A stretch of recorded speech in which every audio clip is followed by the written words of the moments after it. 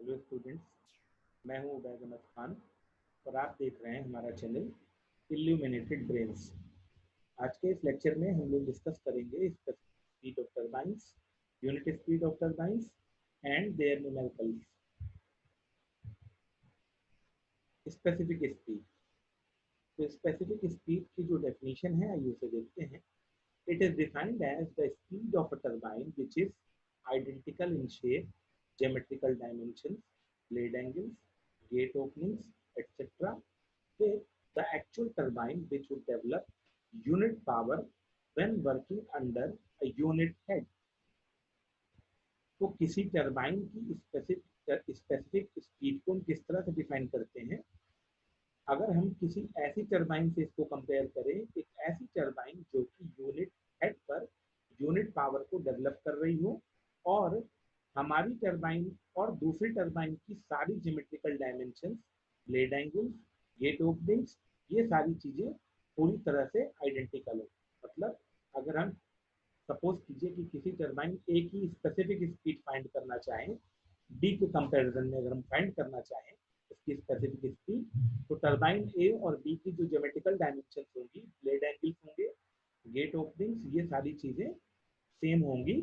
और वो जो टरबाइन होगी, वो जिस टरबाइन से हम कंपेयर कर रहे हैं टरबाइन बी, उस टरबाइन का जो पावर होगा वो यूनिट पावर डेवलप करेगी यूनिट हेड पर। तो हम इसे स्पेसिफिक स्पीड कहते हैं। It is denoted by the symbol ns. The specific speed is used in comparing the different types of turbines, as every type of turbine has different specific speed। पर turbine की specific speed different होती है और हम turbines को compare करने के लिए स्पेसिफिक स्पीड को यूज करते हैं। आइए हम लोग देखते हैं कि इसका डेरिवेशन क्या है, कैसे इसको डिराइव करते हैं इसका रिलेशन। तो इसका रिलेशन हम लोग देखेंगे। सबसे पहले हमारे पास हम लोग यहाँ पर यूज करेंगे ओवरऑल एफिशिएंसी का फॉर्मूला। ओवरऑल एफिशिएंसी, जैसा कि हम लोग जानते हैं, ओवरऑल एफिशिएंसी होती है shaft power upon water power. तो शेफ्ट पावर यहाँ पर होता है P और वाटर पावर हम लोग जानते हैं rho g Q H upon 1000। तो overall efficiency is equal to क्या हो जाएगा, P upon rho g Q H upon 1000। तो यहाँ से अगर हम P को फाइंड करें तो जो P की वैल्यू होगी वो होगी overall efficiency into rho g Q H divided by 1000। अगर हम बात करें तो ओवरऑल एफिशिएंसी एक कांस्टेंट टर्म है, रो जी ये भी कांस्टेंट है। इट मींस जो यहाँ पर पावर होगा वो डायरेक्टली प्रोपोर्शनल होगा डिस्चार्ज और हेड के प्रोडक्ट के डायरेक्टली प्रोपोर्शनल होगा पावर। तो आइए देखते हैं। Now, let capital D is the diameter of actual turbine, N is the speed of actual turbine, U is the tangential velocity of the turbine, Ns is specific speed of the turbine, and V is the absolute velocity of water. तो tangential velocity जो होती है वो u होती है और वो directly proportional होती है v के। और v का फॉर्मूला हम लोग जानते हैं, v इज इक्वल टू होता है cv root 2 gh। It means v is directly proportional to root 2 g, v is directly proportional to under root h। तो इसका मतलब क्या हुआ, u is directly proportional to v and v is proportional to under root h। इसका मतलब u is directly proportional to under root h। तो एक relation तो हम लोगों ने यहाँ पर ये फाइंड किया। इसके बाद u का फॉर्मूला होता है पाई डी एन अपॉन 60, ये भी एक रिलेशन होता है। It means u is directly proportional to product of d into N. तो यहाँ से एक और रिलेशन पता चला। तो हमें ये पता चला दो रिलेशन, एक पता चला u is directly proportional to root h और दूसरा पता चला u is directly proportional to dm। इन दोनों रिलेशन से हम लोगों ने फाइंड किया कि under root h is directly proportional to dm और we can say d is directly proportional to under root of h divided by n। देखिए यहाँ पर हमें करना क्या था, p का जो रिलेशन मिला था p is directly proportional to q into h। तो यहाँ पर हमें q फाइंड करना था कि ये जो q है ये किन किन चीजों पर डिपेंड करता है, इसी के लिए हम आगे बाकी चीजें फाइंड कर रहे हैं। The discharge through turbine is given by q is equal to area into velocity, where area is equal to, area क्या होता है, width of inner p, area क्या होता है pi into B into D. तो यहाँ पर b क्या होता है, b है यहाँ पर width of the runner, d है diameter of runner और हमें पता है कि जिस तरह से डायमीटर हम बढ़ाएंगे रनर का, वैसे वैसे रनर की जो विड्थ है वो भी इंक्रीज करेगी। It means B is directly proportional to D. अगर किसी टरबाइन के रनर का डायमीटर इंक्रीज करते हैं तो उसकी विड्थ भी इंक्रीज करती है। It means B is directly proportional to D. Now, area is directly proportional to d square. Since b is directly proportional to d, therefore area is directly proportional to d square. तो यहाँ से एक relation हम लोगों को मिला, Q is directly proportional to area into velocity. Q is equal to area into velocity. Area is directly proportional to d square. और अभी हम लोगों ने प्रूव किया है कि velocity is directly proportional to root h. It means Q is directly proportional to d square root h. तो यहाँ से हम लोगों ने डिराइव किया Q is directly proportional to d square root. तो Q is directly proportional to d square root h। आगे देखते हैं। और यहाँ से हम लोगों ने अभी फाइंड किया पीछे कि d also d is directly proportional to under root h by n। तो इस d की वैल्यू को यहाँ पर सब्स्टिट्यूट कर देंगे। आइए आगे देखते हैं। d की वैल्यू d डायरेक्टली प्रोपोर्शनल है under root h by n के। इस वैल्यू को यहाँ पर सब्स्टिट्यूट किया under root h by n, तो स्क्वायर हो जाएगा इनटू रूट h। यहाँ से सिंप्लीफाई करेंगे तो यहाँ से सिंप्लीफाई करने के बाद हमें पता चला कि ये डायरेक्टली प्रोपोर्शनल हो जाएगा h टू द पावर 3/2। देखिए पावर 1 और 1/2 यानी कि power 3/2 divided by n square. तो हम लोगों ने फाइंड किया कि q is directly proportional to h to the power 3/2 divided by n square. और अभी हम लोगों ने पावर के लिए जो रिलेशन फाइंड किया था वो क्या था? Power is directly proportional to q into H. और यहाँ से हमने फाइंड किया कि q is directly proportional to h to the power 3/2 divided by n square. It means p is directly proportional to, ये q इंटू एच था ना, तो q की वैल्यू क्या हो जाएगी? h to the power 3/2 divided by n square into h। तो power 3/2 and 1, तो टोटल ऐड होकर के क्या हो जाएंगी? 5/2। It means p is directly proportional to h to the power 5/2 upon n square.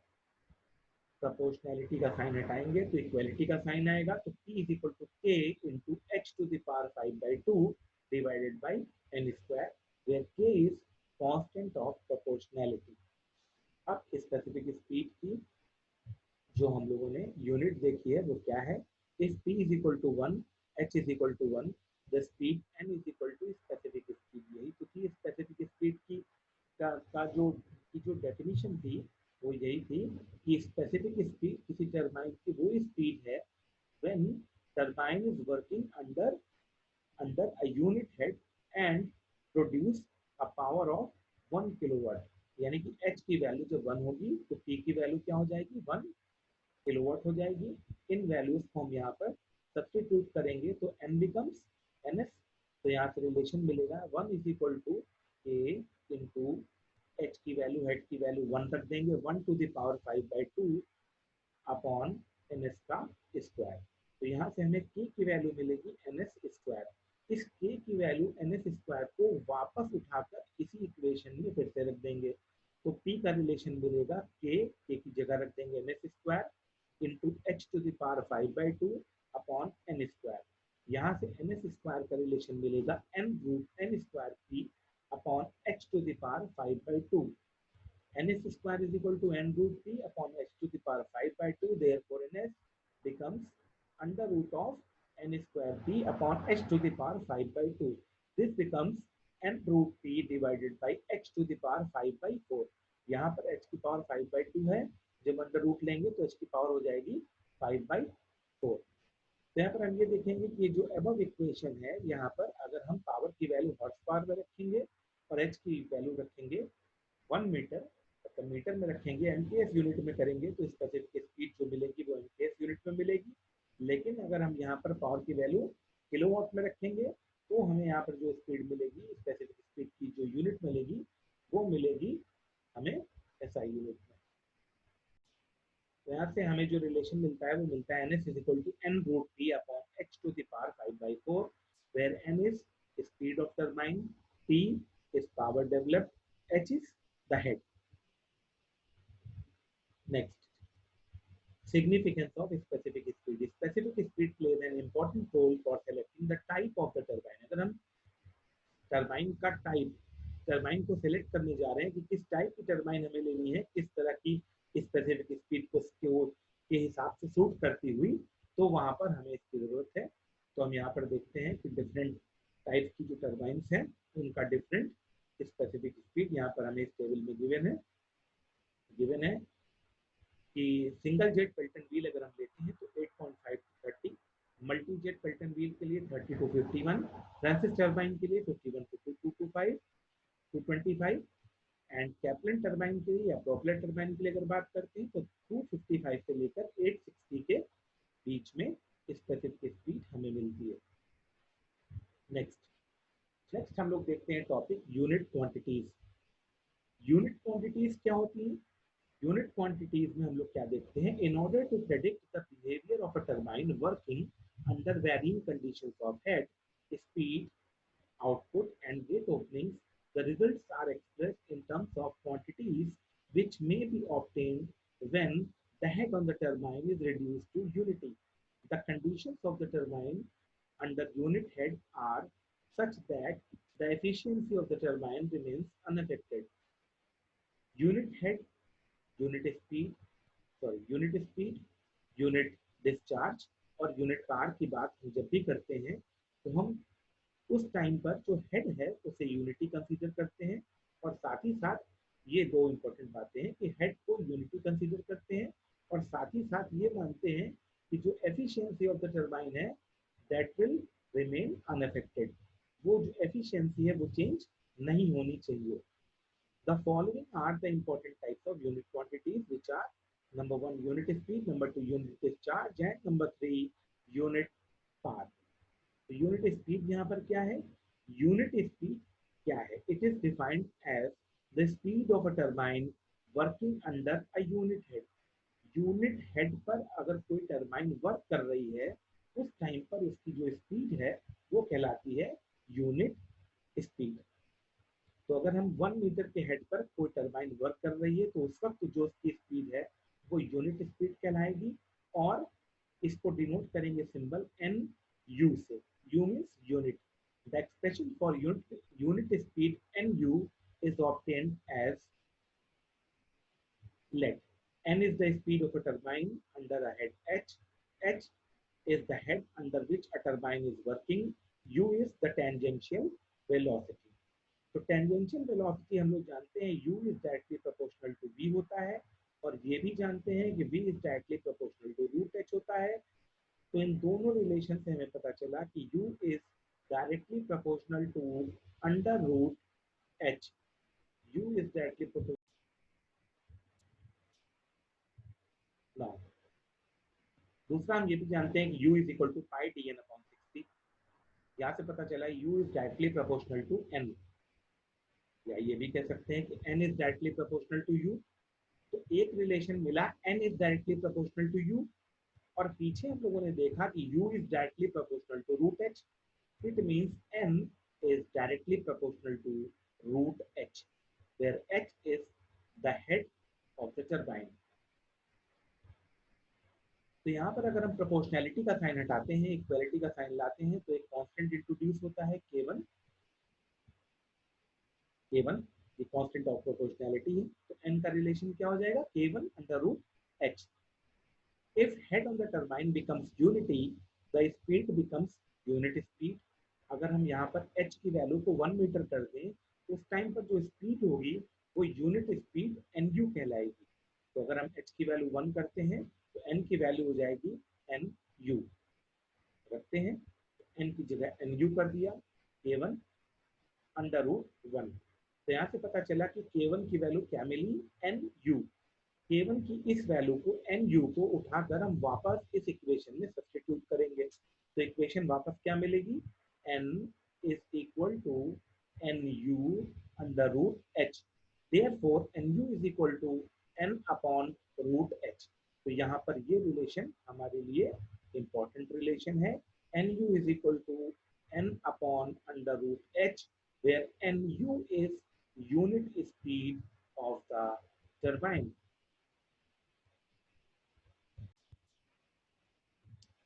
Now, unit discharge.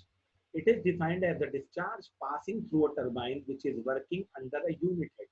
Unit discharge एक ऐसा discharge है, उस टरबाइन का डिस्चार्ज जो टरबाइन यूनिट हेड पर वर्क कर रही हो, यानी जिसका हेड 1 मीटर हो, उस डिस्चार्ज को हम बोलते हैं unit discharge, Q U. You suffix है जो कि यूनिट को डिनोट करता है, discharge you, you means unit. The expression for unit discharge is given as, now let us assume H is the head of the water in the turbine, Q is the discharge passing through turbine when head is H on the turbine, with small a is the area of flow of water. So discharge passing through a given turbine under a head H is given by Q is equal to area of flow into velocity. यही formula होता है discharge का, area of flow into velocity. But for a turbine area of flow is constant. देखिए पिछली बार हम लोगों ने area of flow को कांस्टेंट नहीं लिया था, क्योंकि हम लोगों ने वहां पर, जब हम लोगों ने स्पेसिफिक स्पीड की बात की थी, तो वहां पर एरिया ऑफ फ्लो को कांस्टेंट नहीं लिया था। लेकिन यहाँ एरिया ऑफ फ्लो को कांस्टेंट इसलिए ले रहे हैं क्योंकि किसी एक ही टरबाइन की बात हो रही है, किन्हीं दो टरबाइंस या तीन टरबाइंस को आपस में कंपेयर नहीं कर रहे हैं। स्पेसिफिक स्पीड के केस में हम लोगों ने टरबाइंस को आपस में कंपेयर किया था, तो जब हम लोगों ने वहां पर एक टरबाइन से दूसरी टरबाइन को कंपेयर किया था तो एरिया ऑफ फ्लो वेरिंग था। लेकिन यहाँ अगर हम एक ही पर्टिकुलर टरबाइन की बात कर रहे हैं, तो उस पर्टिकुलर टरबाइन के लिए जिसके लिए हम यूनिट डिस्चार्ज फाइंड कर रहे हैं, उसके लिए एरिया ऑफ फ्लो कांस्टेंट होगा। तो पता ये चला कि Q is directly proportional to velocity हो जाएगा, और velocity V is directly proportional to root h होता है। It means Q is directly proportional to root h। शायद आप लोगों को यहाँ पर समझ में आ रहा है, Q is equal to area of flow into velocity. Area of flow यहाँ पर कांस्टेंट है, it means Q is directly proportional to velocity and velocity is directly proportional to root h, it means Q is directly proportional to root h। यहाँ फिर से relation आ जाएगा, Q is equal to एक नया constant introduce करते हैं, उसका नाम K2 रख देते हैं, K2 under root h। Unit discharge की जो डेफिनेशन है वो क्या है कि जब h की वैल्यू 1 होगी तो अब उस टाइम पर जो डिस्चार्ज होगा वो यूनिट डिस्चार्ज QU कहलाएगा। तो हमने यहाँ पर h की वैल्यू 1 रखी, Q की जगह पर QU कर दिया, तो यहाँ से हमें K2 की वैल्यू मिल गई QU। इस K2 की वैल्यू को वापस इस इक्वेशन में पुट किया, तो Q is equal to K2 की जगह रखा QU अंडर रूट h। तो यहाँ से QU का रिलेशन मिला, QU is equal to Q upon under root h। जिस तरह से अभी हम लोगों ने स्पेसिफिक स्पीड के लिए निकाला n upon under root h, उसी तरह से स्पेसिफिक स्पीड नहीं, यूनिट स्पीड के लिए फाइंड किया n upon under root h। उसी तरह से यूनिट डिस्चार्ज के लिए रिलेशन मिलता है Q upon under root h, Q upon under root h। तो यूनिट स्पीड और यूनिट डिस्चार्ज के बाद हम लोग आते हैं अपने नेक्स्ट फेज यूनिट पावर की तरफ। It is defined as the power developed by a turbine working under a unit head. 1 metre पर जो टरबाइन वर्क कर रही है उसका जो पावर होता है उसे हम कहते हैं unit power. The expression for unit power is obtained as, कैसे ऑब्टेन करते हैं, H यहाँ पर हेड ऑफ वाटर है, P है power developed by the turbine, Q है यहाँ पर डिस्चार्ज थ्रू टरबाइन। तो यहाँ पर हमें पता है कि अगर यूनिट पावर की हम बात करें तो पावर का जो टर्म होगा P, वो कहाँ पर दिखाई देगा, ओवरऑल एफिशिएंसी के टर्म में। तो ओवरऑल एफिशिएंसी के फॉर्मूले में तो हमें सबसे पहले यहाँ पर ओवरऑल एफिशिएंसी का फॉर्मूला देखना पड़ेगा। Overall efficiency is equal to होता है power developed means shaft power divided by water power. Shaft power होता है यहाँ पर P, वाटर पावर होता है rho g Q H upon 1000। तो यहाँ से P का रिलेशन मिल जाएगा eta naught into rho g Q H upon 1000। बाकी सब कांस्टेंट चीजें हैं। It means P is directly proportional to Q into H, P is directly proportional to Q into H। और हम लोगों ने अभी पीछे भी ये चीज प्रूव किया है कि Q is directly proportional to root h होता है। यहाँ पर हम लोगों ने प्रूव किया था ठीक पिछले वाले केस में कि Q is directly proportional to root h। इस रिलेशन को यहाँ पर यूज कर लेंगे, Q is directly proportional to root h। तो P is directly proportional to Q into h, it means ये हो जाएगा under root h into h। यहाँ से Q is directly proportional to root h value रख दिया, it means P is directly proportional to h to the power 3 by 2, h to the power 3 by 2। यहाँ पर हम एक नया प्रोपोर्शनलिटी का कांस्टेंट लाएंगे, तो उसका नाम रख देंगे K3, चूंकि K1 K2 ऑलरेडी इंट्रोड्यूस कर चुके हैं। तो P is equal to K3 h to the power 3 by 2। अब हम अगर बाई डेफिनेशन देखें तो जब h की वैल्यू 1 मीटर होगी तो उस टाइम पर जो पावर प्रोड्यूस होगा वो यूनिट पावर PU कहलाएगा। तो अगर हम h की वैल्यू यहाँ पर 1 रखते हैं तो P becomes PU। तो PU is equal to K3 into 1 to the power 3 by 2। It means K3 becomes PU। तो K3 की वैल्यू PU मिलती है। अगेन इस वैल्यू को उठाकर सब्स्टिट्यूट कर देते हैं ऊपर वाली इस इक्वेशन में। तो P is equal to K3 की जगह क्या रखा, PU into h to the power 3 by 2।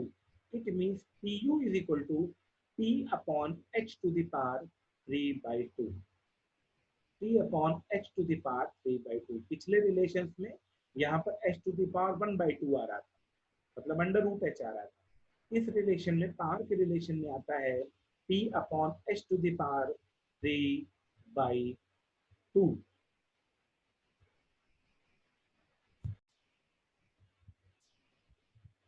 इसके बाद आइए इसका यूज देखते हैं कि इन क्वांटिटीज का यूनिट स्पीड, यूनिट डिस्चार्ज और यूनिट पावर की जो क्वांटिटीज हैं, जो रिलेशन हम लोगों ने अभी ऑब्टेन किए, इनका यहाँ पर क्या यूज है। तो यहाँ पर हम लोग देखते हैं कि NU का जो फॉर्मूला था वो था N अपॉन रूट एच। तो इसको अगर हम फर्दर किसी और टर्बाइन से कंपेयर करें तो हम इसे N1 अपॉन रूट H1 तो लिख ही सकते हैं, किसी दूसरी टर्बाइन के लिए N2 अपॉन रूट H2 लिख सकते हैं, किसी थर्ड टर्बाइन के लिए N3 divided by root H3 लिख सकते हैं। तो NU का ये फॉर्मूला फर्दर हम लोग यूज कर लेंगे, क्योंकि NU जो है ये एक कांस्टेंट टर्म है। NU क्या है, कांस्टेंट है। It means N1 by root H1 is equal to N2 by root H2 is equal to N3 by root H3 and so on.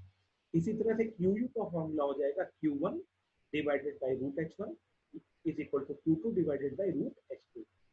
PU के फॉर्मूले को अगर देखें तो PU is equal to P1 divided by H1 to the power 3 by 2 is equal to P2 divided by P2 upon H2 to the power 3 by 2। तो यहाँ पर अगर हमें सपोज कीजिए कि किसी एक टरबाइन की स्पीड पता है और हेड पता है, किसी दूसरी टरबाइन की स्पीड पता करनी हो तो हेड गिवन है तो स्पीड फाइंड कर सकते हैं, या स्पीड गिवन है तो हेड फाइंड कर सकते हैं।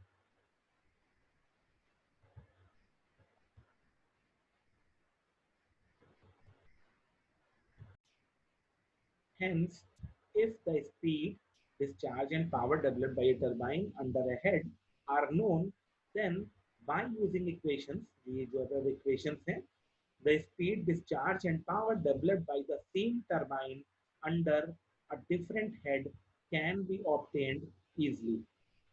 तो यहाँ पर ये N1 by H1 और N2 by रूट H2 जो हम करते हैं, ये किसी एक ही टरबाइन के लिए है।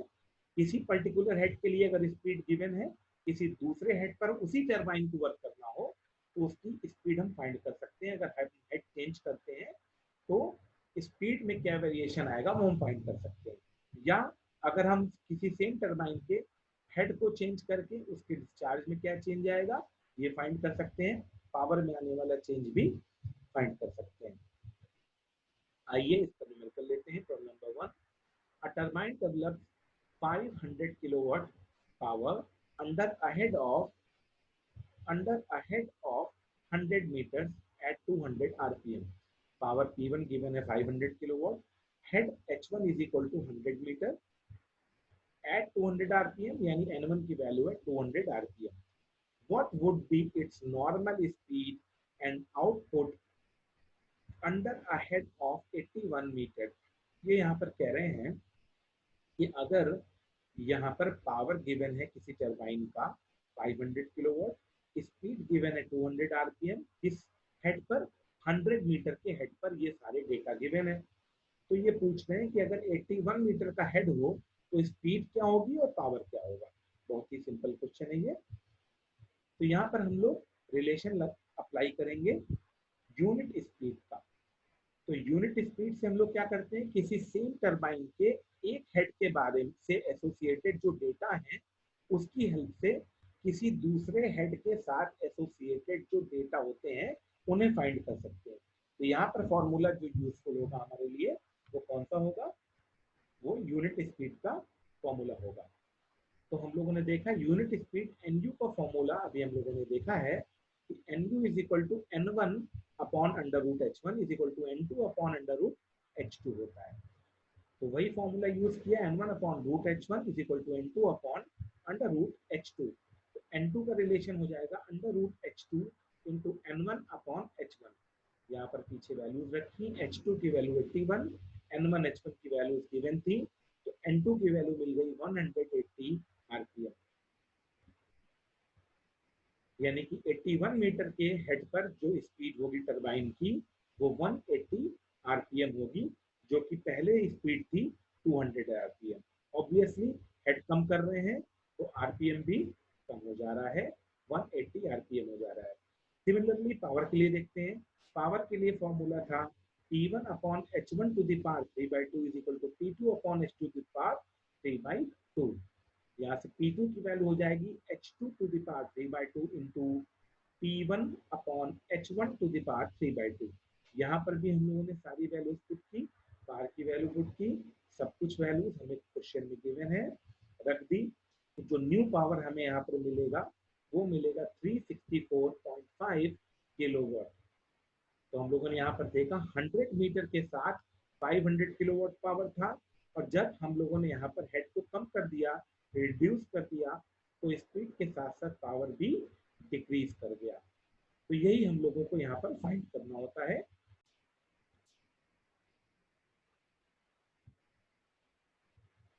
आइए नेक्स्ट नंबर कर लेते हैं, problem number 2। A turbine is to operate under a head of 25 meter, under a head of 25 meter at 200 rpm। Turbine का हेड गिवन है 25 मीटर, स्पीड n1 है, स्पीड n1 है 200 rpm। Discharge, the discharge is 9 cubic, cubic means cubic, cu का मतलब cubic, m means metre, और second का EC use कर लिया है, तो क्यूबिक मीटर पर सेकंड। ये देखिए क्यूबिक मीटर मतलब metre cube, m to the power 3, इसको दरअसल क्यूबिक मीटर ही बोला जाता है, क्यूबिक मीटर पर सेकंड, इसे हम लोग शॉर्ट में क्यूबिक भी बोलते हैं। तो discharge Q is equal to 9 cubic means 9 cubic metre पर second. Overall efficiency is 90% means 0.9। Determine the performance of the turbine under a head of 20 meters। Performance का मतलब यहाँ पर होता है स्पीड, पावर एंड डिस्चार्ज। ये हम लोगों का को फाइंड करना है न्यू हेड पर। तो 25 मीटर के हेड पर ये सारे डेटा हमें क्वेश्चन में गिवन है। हमें फाइंड करना है कि अगर हेड को रिड्यूस करके 20 मीटर कर दें उसी टरबाइन के लिए, तो new discharge, speed and power क्या रह जाएंगे, फाइंड करते हैं। Using the relation for overall efficiency, overall efficiency का फॉर्मूला होता है P divided by rho g QH upon 1000।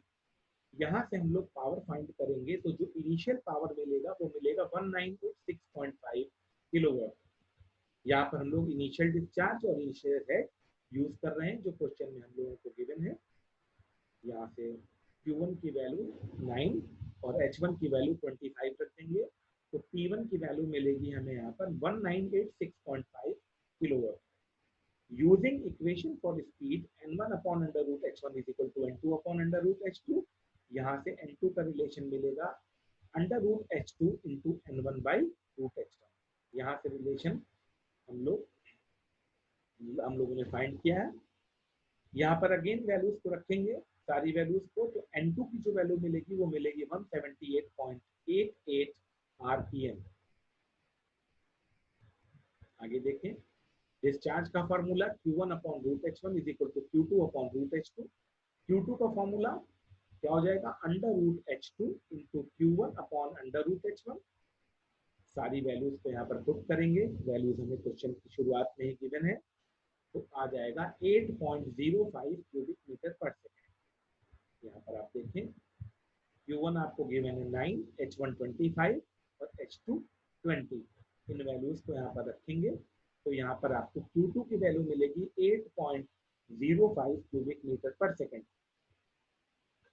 Using equation for पार की इक्वेशन होती है P1 upon H1 to the power 3/2 is equal to P2 upon H2 to the power 3/2 is equal to PU। तो यहाँ से जो नया पावर होगा P2 इज इक्वल टू क्या हो जाएगा, H2 टू द पावर 3/2, इसको इस साइड लाएंगे, into P1 upon H1 to the power 3/2। सारी वैल्यूज को यहाँ रखेंगे तो 142 किलोवाट हमें पावर यहाँ पर मिलेगा रिड्यूस दिस हेड के साथ। तो यहाँ से हम लोगों ने स्पीड भी फाइंड कर लिया, डिस्चार्ज भी और पावर भी न्यू हेड के लिए, मतलब 20 मीटर के हेड पर जो जो वैल्यूज होंगी वो भी हम लोगों ने यहाँ पर फाइंड कर लिया। आइए नेक्स्ट न्यूमेरिकल ले लेते हैं, problem number 3। A Pelton wheel is revolving at a speed of 190 rpm, N1 की value 190, and develops 5150.25 kilowatt power यानी P1 given है। When working under a head of 220 meter, head की वैल्यू 220 मीटर है, with an overall efficiency of 80%, 80% है overall efficiency, इसकी value 0.8 हो जाएगी। ईटा 1 लिख दिया है मैंने, आप इसे ईटा भी लिख सकते हैं।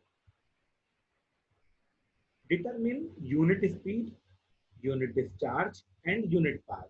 तो पहले हमें MU, PU and QU find करना है। The speed ratio for the turbine is given as 0.47। ये स्पीड रेशियो वही है जो हम लोगों ने पेल्टन टरबाइन के केस में पढ़ा है कि U इज इक्वल टू होता है 5√2GH। वहां पर जो फाई होता है वो कहलाता है स्पीड रेशियो, ये वही फाई है। ये जो 0.47 है ये वही स्पीड रेशियो है फाई। हालांकि इस क्वेश्चन में, इस न्यूमेरिकल में इसकी कोई जरूरत नहीं है, ये एक एक्स्ट्रा एडिशनल डेटा है। Find the speed, discharge and power when this turbine is working under a head of 140 metre. तो सबसे पहले हम लोगों ने ओवरऑल एफिशिएंसी का फॉर्मूला अप्लाई किया, यहाँ से डिस्चार्ज Q1 फाइंड किया, 2.983 मिलेगा। यूनिट स्पीड का फॉर्मूला हम लोगों ने पढ़ा है, NU is equal to N1 upon root H1। N1 190, H1 220, values को यहाँ पर पुट किया तो यूनिट स्पीड 12.81 आ जाएगी। यूनिट डिस्चार्ज का फॉर्मूला है QU is equal to Q1 upon under root H1, 0.201 cubic metre पर सेकेंड। यूनिट पावर की जो वैल्यू होगी वो हो जाएगी PU is equal to P1 upon H1 to the power 3/2। ये वैल्यू हमें मिलेगी 1.578 किलोवाट, 1.578 किलोवाट। आगे क्वेश्चन का जो नेक्स्ट पार्ट था वो क्या था, find the speed, discharge and power when this turbine is working under a head of 140 metre. हमें स्पीड, डिस्चार्ज और पावर फाइंड करना था जब इसी टरबाइन को 140 मीटर के हेड पर ऑपरेट किया जाए। तो इस बार H2 जो हेड होगा वो 140 मीटर हो जाएगा। तो उसके लिए हम लोग क्या करेंगे, फॉर्मूले वहीं से यूज करेंगे यूनिट स्पीड वाले। N1 by root H1 is equal to N2 by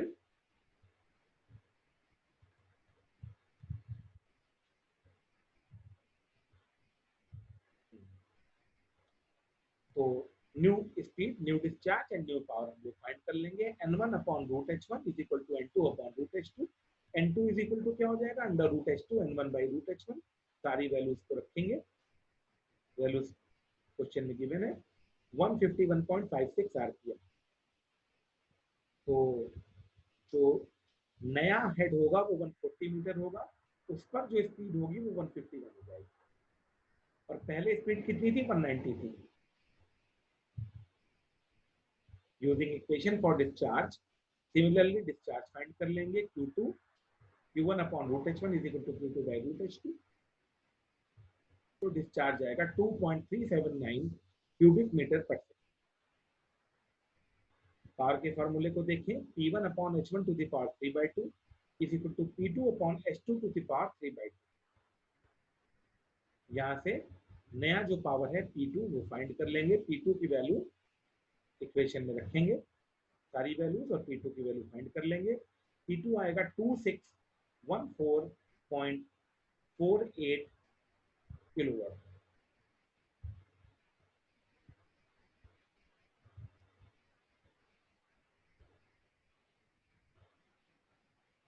तो स्टूडेंट्स, अगर आपको मेरा ये आज का लेक्चर पसंद आया हो तो हमारे इस चैनल को ज़रूर सब्सक्राइब कीजिएगा और इस वीडियो को ज़रूर से लाइक कीजिएगा। Thank you so much.